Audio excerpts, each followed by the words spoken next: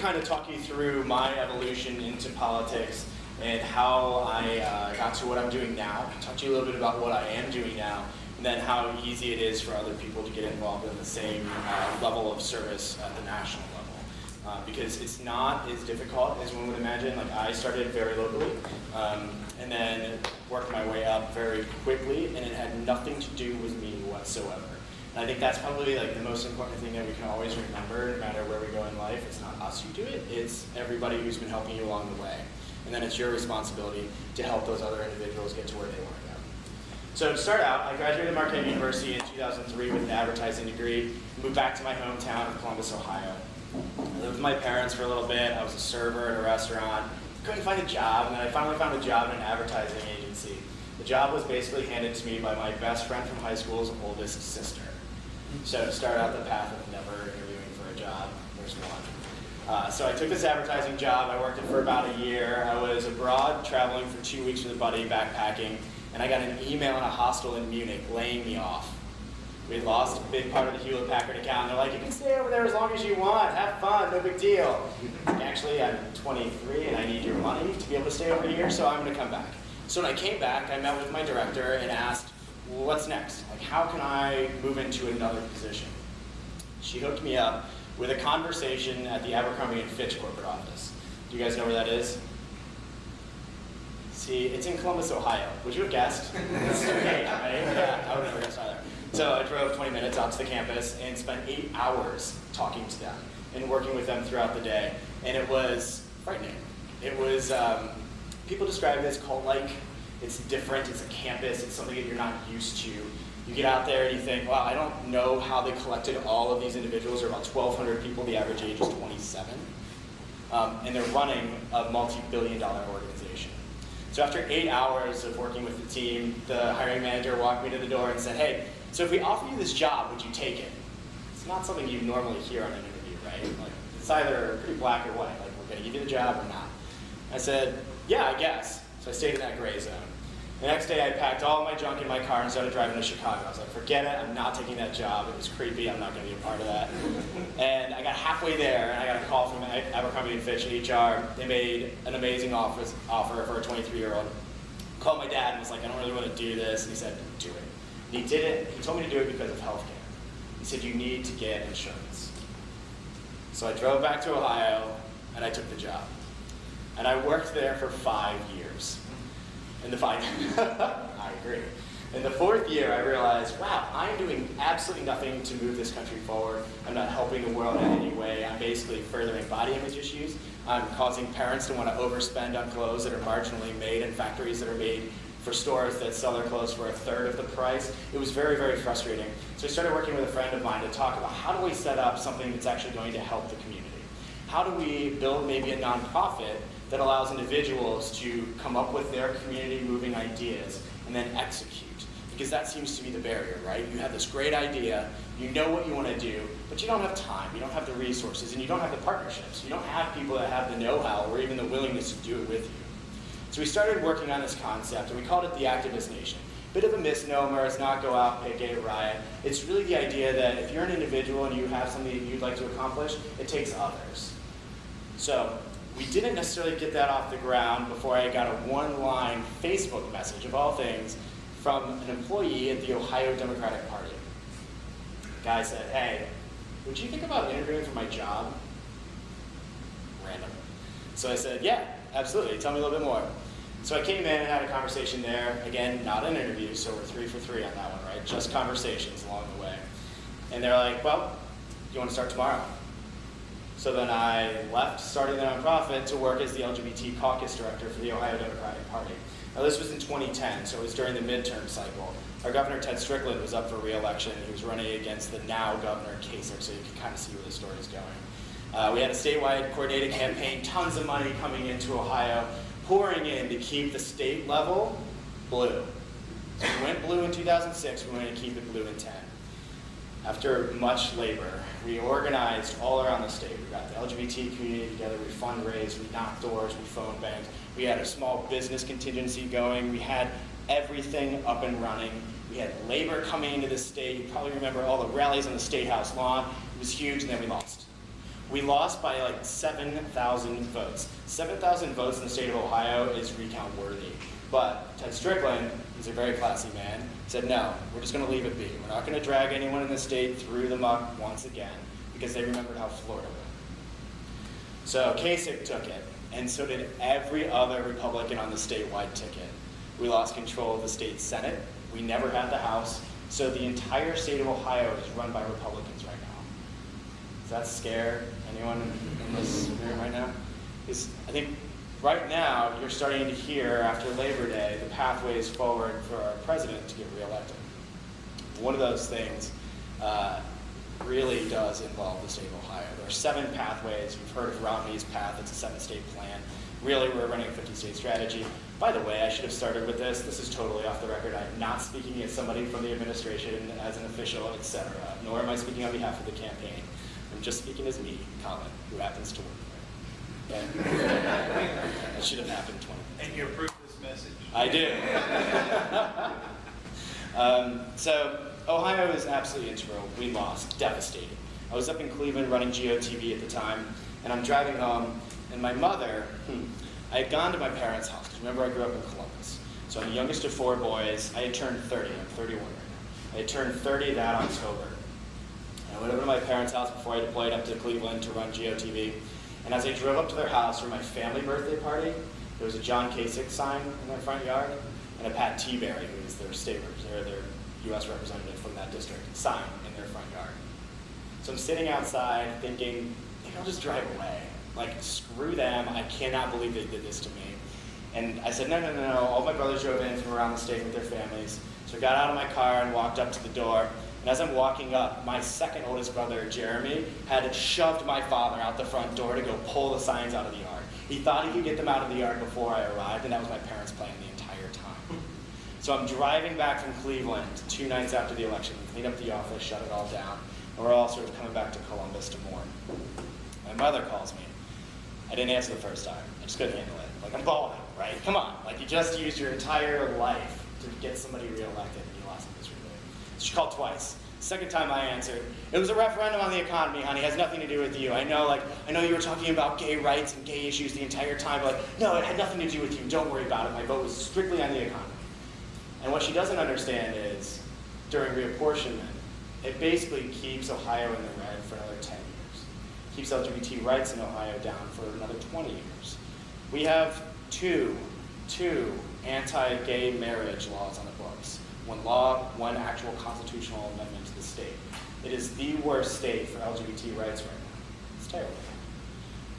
So that aside, mended the fences with the family. Decided I was going to come out to Washington.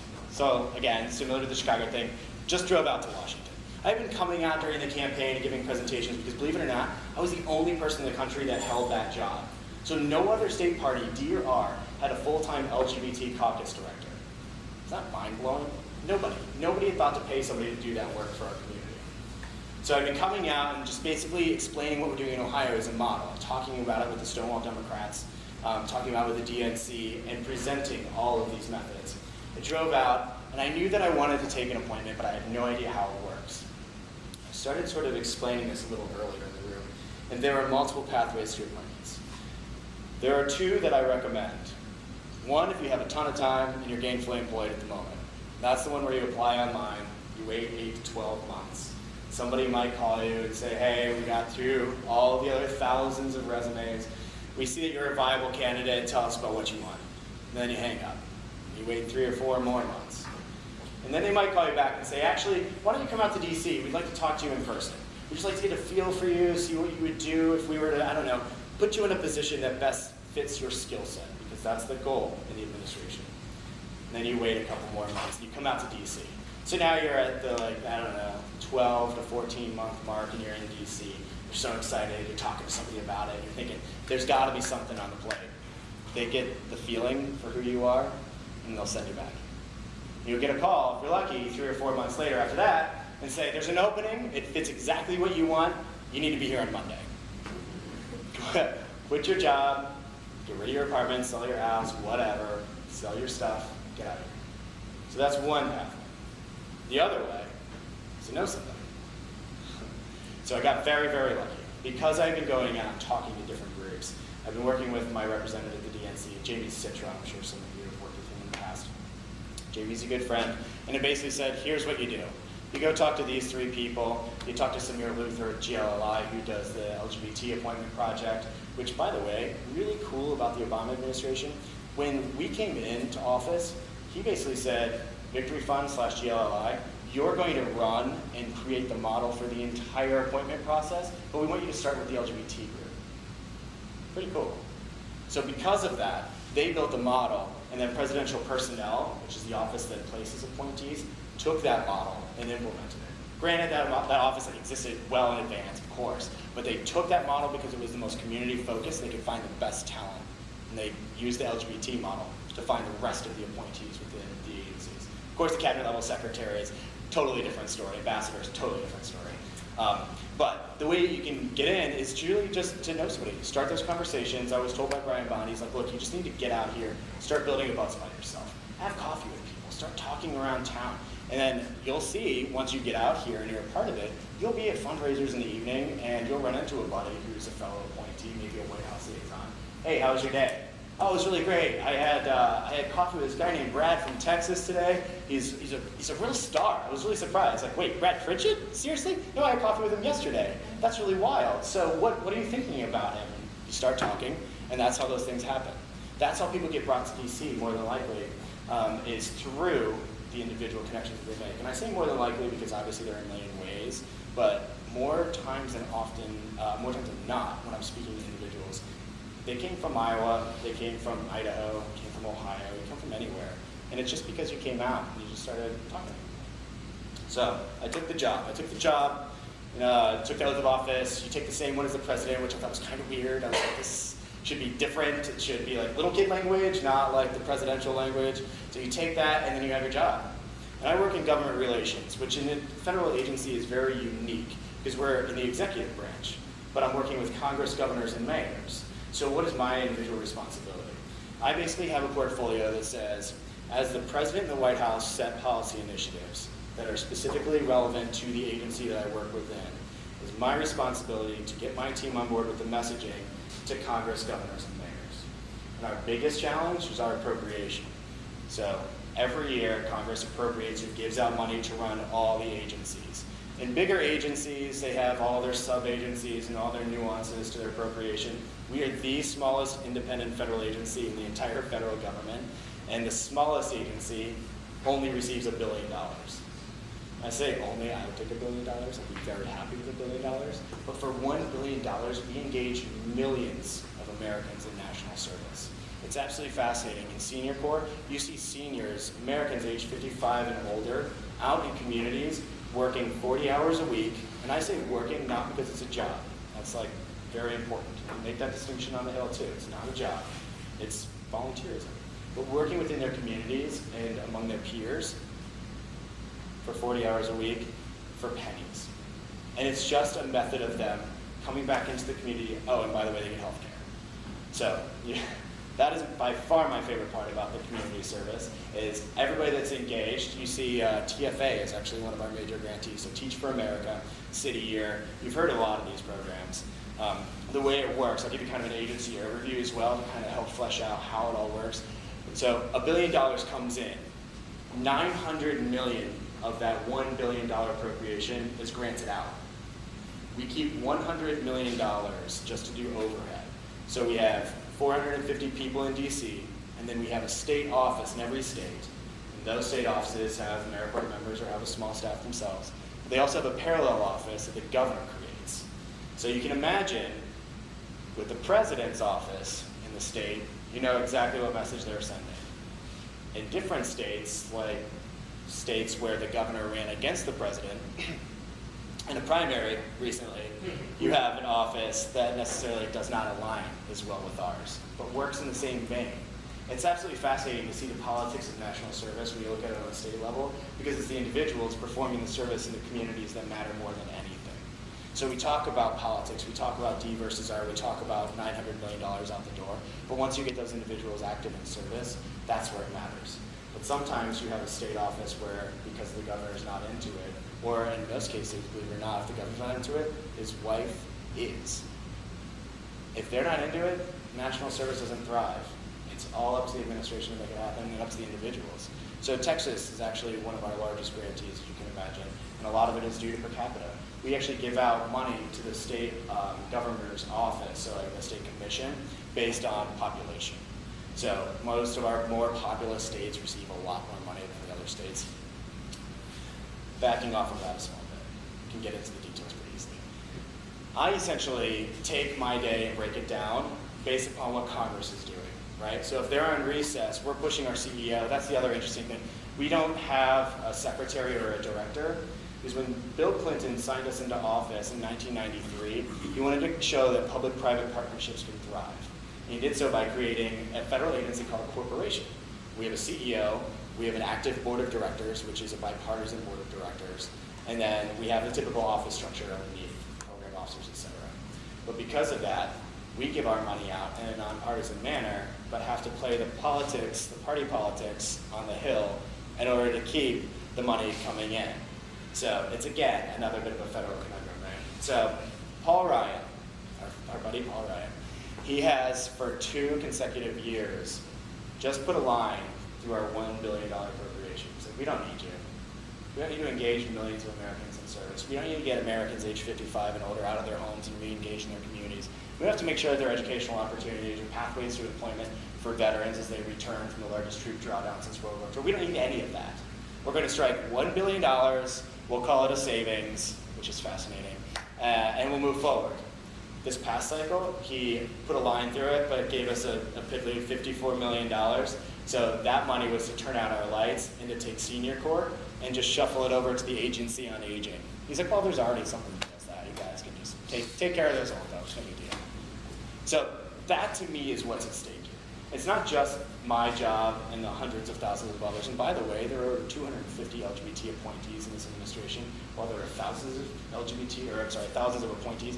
250 is the largest number of openly LGBT appointees of any administration ever. And I think, as you all know, this president has done more for our community than every other president combined. It's fascinating. But this election, it keeps citizens engaged. It allows for TFA to have the money that they need to continue to run. Because if Teach for America is not getting our money, our offset, they have to shut down half their program. It's just that simple. City Year, same problem. City Year out of Boston, they shut down half of their program because we're not bringing in the money for it. So that's what I do. I make sure the money comes in because it goes out, and it goes out, and it creates national service opportunities. It provides educational opportunities for children, engages seniors. There's also one more thing I want to tell you about, because it's interesting, and if all of you work in the nonprofit space or have any overlap with it whatsoever, and you think this is something that you're interested in, I highly recommend exploring it. It's the President's initiative, and it's absolutely brilliant. It's called the Social Innovation Fund. Has anyone ever heard of it? Yes. What is your name? You are a great nodder.